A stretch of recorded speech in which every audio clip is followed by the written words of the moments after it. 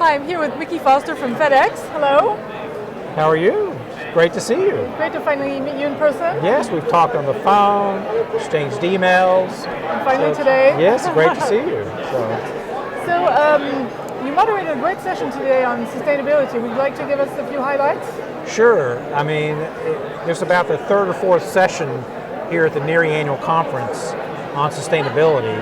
And we were very lucky to have Elise Walter, who is a former SEC commissioner and also SEC chair, talking about sustainability. She's actually a board member of SASB, based in San Francisco, about 30 employees there.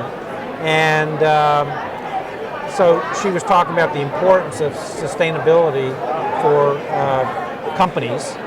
And also as a co-moderator, we had Peggy Ferran, who's a Senior Vice President of Corporate Governance and Corporate Secretary at Prudential Financial. So we had only 45 minutes, but we had a great overview of ESG and sustainability standards here in the United States. So we talked about the importance of sustainability here in the United States, and I know in Europe it's probably has more prominence with institutions there, yes. But here in the United States it's gaining a lot of traction. So and I believe Michael Bloomberg is head of SASB here, and he has a lot of environmental initiatives. So it's very important. And what about FedEx? Do you report according to SASB standards? Well, we actually have our own sustainability report.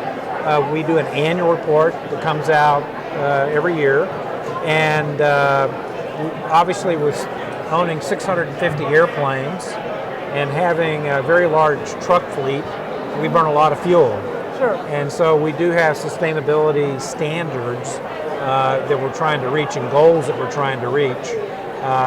We're buying new aircraft every year. In fact, we're spending about over $2 billion a year on new aircraft, and they're a lot more fuel efficient than the aircraft we're replacing.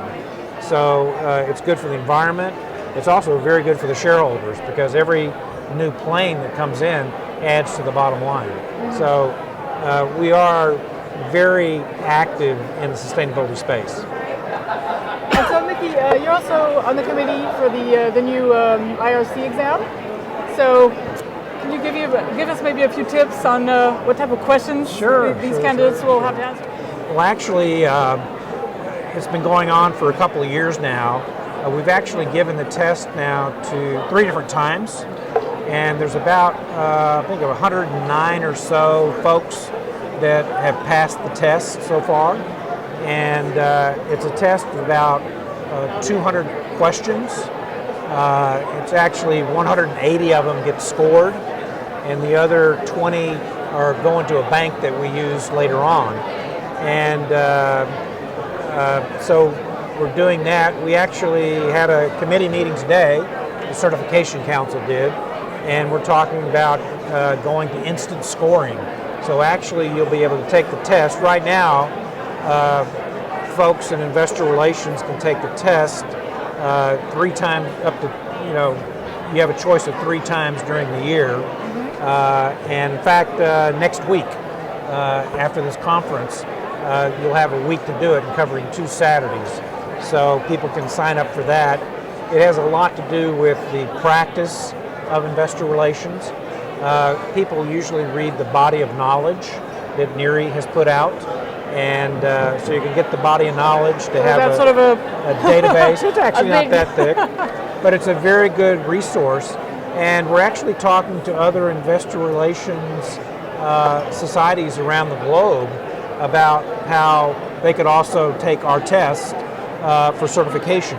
So it's something I think we've wanted to have for a very long time, but we do have a bank of several questions now. It's a multiple choice exam, so there's 1 right answer and 3 other answers that aren't quite right. Again, now I think you'll be able to take the test, and you won't have to wait a couple of weeks to find out. You'll be able to take it pretty instantly and know whether or not you passed or not. But it is a good certification to get for investor relations practitioners. Fantastic. Well, thank you very much. Well, thank you.